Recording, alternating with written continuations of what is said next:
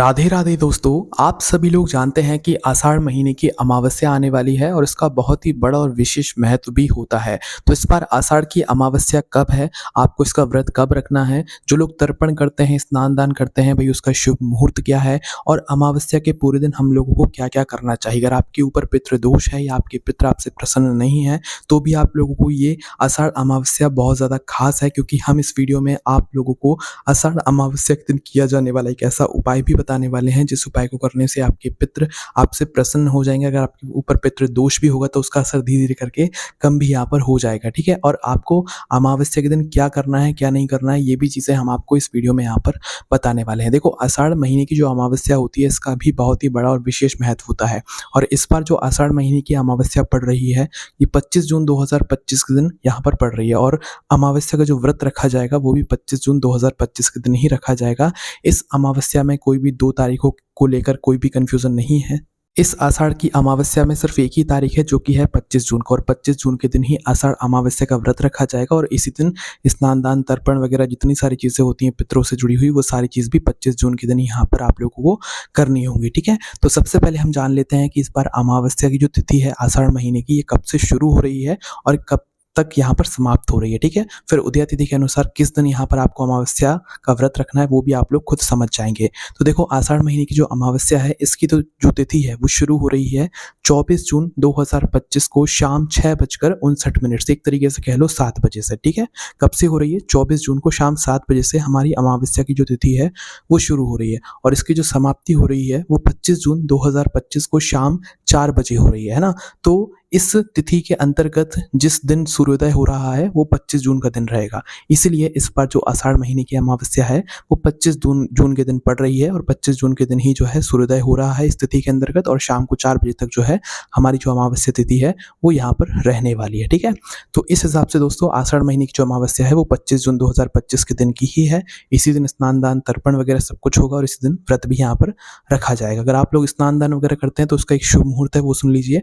आषाढ़ अमावस्या के दिन मतलब 25 जून के दिन अगर आप स्नान दान करना चाहते हैं तो उसका शुभ मुहूर्त है दोस्तों 25 जून के दिन सुबह 4:05 से लेकर सुबह 4:45 के बीच का। इस बीच के समय में ही आपको स्नान दान वगैरह करना है, बाकी शुभ मुहूर्त है, बाकी आपकी मर्जी है। ठीक है, इसके बाद में दोस्तों आपको अमावस्या के दिन ध्यान रखना है, जो लोग व्रत रखते हैं और जो लोग व्रत नहीं भी रखते हैं, कि इस दिन आप लोगों को जो है शुद्ध और सात्विक भोजन करना चाहिए, तामसिक भोजन नहीं करना चाहिए। लहसुन प्याज भी इस दिन आप लोगों को नहीं खाना चाहिए। इस दिन जितना हो सके आप लोगों को जो है दान पुण्य यहाँ पर करना चाहिए। आपको इस दिन जो है गौ माता को चारा खिलाना चाहिए, रोटियां देनी चाहिए, कुत्ते की भी यहाँ पर सेवा करनी चाहिए, उनको भी भोजन कराना चाहिए।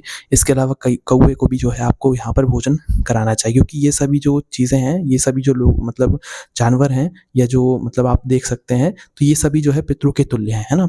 आप जब इनको भोजन कराते हैं, गौ माता को भोजन कराते हैं, कुत्ते को भोजन कराते हैं, वो भी आषाढ़ महीने की अमावस्या के दिन कौवे को भोजन कराते हैं, तो ये पूरा भोजन आपके पितरों तक पहुँचता है। आपके पितर आपसे प्रसन्न होते हैं और आपके ऊपर पितृदोष भी होता है ना, तो वो धीरे धीरे करके दूर होना शुरू हो जाता है। पितृदोष होता ही इसलिए क्योंकि पितर हमसे नाराज हो जाते हैं, हम उनकी सेवा नहीं कर पाते हैं।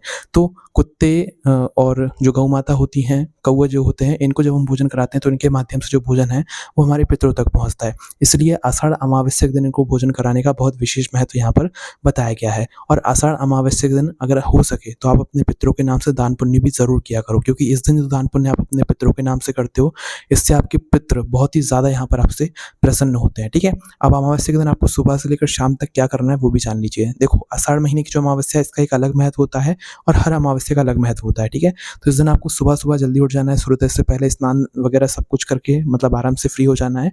स्नान जब आप करें तो किसी पवित्र नदी में जाकर करें तो अच्छा है, अन्यथा घर में ही गंगा जल डालकर जिस जल से आप नहा रहे हैं उस जल से आप लोग स्नान कीजिए। ठीक है, स्नान करने के बाद आप उगते हुए सूर्य को अर्घ्य दें, सूर्य को जल चढ़ाएं। इसके बाद आप लोगों को जो भी पितरों को तर्पण वगैरह करना है वो तर्पण करें। ठीक है, इसके बाद में अपने घर में भगवानों को स्नान वगैरह कराकर विशेष रूप से भगवान के मंदिर के अंदर आपके ही घर में जो भगवान विराजित हैं, भगवान विष्णु और माता लक्ष्मी जी की विशेष पूजन अर्चना करें। उनको घी का दीपक जलाएं, घी का दीपक विशेष रूप से जलाएं। इसके अलावा शाम के समय भी भगवान विष्णु जी और माता लक्ष्मी जी की विशेष पूजन अर्चना करें, उनको शाम के समय भी घी का दीपक जरूर जलाएं। और इसी के साथ में आप पूरे दिन भगवान के नाम का यहाँ पर ध्यान करते रहें, है ना। और ज़रूरतमंद को आप जितना हो सके इस दिन दान करेंगे तो वो ज़्यादा अच्छा है। और आषाढ़ अमावस्या के दिन सुबह सुबह अगर आप पीपल के पेड़ की पूजा करें तो और भी ज़्यादा अच्छा है। पीपल के पेड़ की जड़ में इस दिन जल चढ़ाया जाता है और दूध भी चढ़ाया जाता है। इससे भी हमारे जो पितृ होते हैं वो हमसे बहुत ही ज़्यादा यहाँ पर प्रसन्न होते हैं, है ना? इसके अलावा दोस्तों अगर आप आषाढ़ अमावस्या के दिन अपने पितरों को प्रसन्न करना चाहते हैं, आपके ऊपर पितृदोष है तो आप उसका प्रभाव कम करना चाहते हैं, तो इसके लिए आपको क्या करना है, आषाढ़ अमावस्या के दिन शाम के समय प्रदोष काल में लगभग शाम को 6 बजे से लेकर 7 बजे के बीच में या साढ़े 7 रात 8 बजे से पहले-पहले आपको क्या करना है, एक घी का दीपक तैयार करना है जो कि मिट्टी का होगा और लंबी बत्ती का होगा। पितरों के लिए आषाढ़ अमावस्या के दिन जो दीपक आप जलाओगे वो लंबी बत्ती का ही जलाओगे। इसके अंदर आप डालोगे शुद्ध देसी गाय का घी, है ना?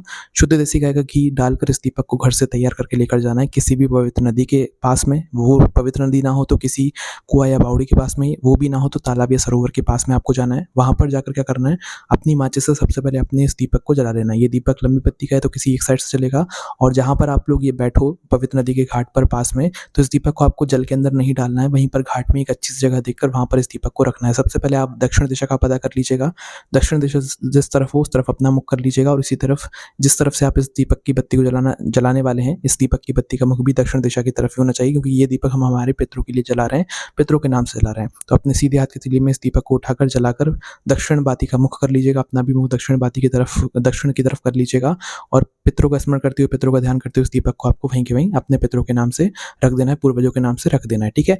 नदी के पास भी रख सकते हो, कुआँ या बावड़ी के पास भी रख सकते हो, और यहाँ पर तालाब या सरोवर के पास में भी रख सकते हो। सबसे सही रहेगा पवित्र नदी के पास में। बाकी आपकी मर्जी, आपको जो पास में पड़े वहाँ पर जाना है, पर रखना किसी एक ही जगह पर है। इस दीपक को जलाने से आपके पितर आपसे बहुत ही जल्दी प्रसन्न होंगे, और आपके ऊपर पितृदोष होगा तो धीरे-धीरे करके दूर होना शुरू हो जाएगा। पर हर अमावस्या पर आप इस नियम को बना लीजिए, और अपने पितरों के नाम से इस दीपक को हर अमावस्या पर ज़रूर किसी पवित्र नदी या बावड़ी या तालाब सरोवर के पास में ज़रूर जलाकर आइए। तो यहाँ पर जो है ये सारी जानकारी पूरी हो जाती है। बाकी आपके मन में अगर कोई प्रश्न है आषाढ़ अमावस्या से जुड़ा हुआ, तो उसे हमसे कमेंट करके पूछ सकते हैं। बाकी आपको कमेंट में राधे राधे ज़रूर लिखना है। आप सभी लोगों को वापस से राधे राधे।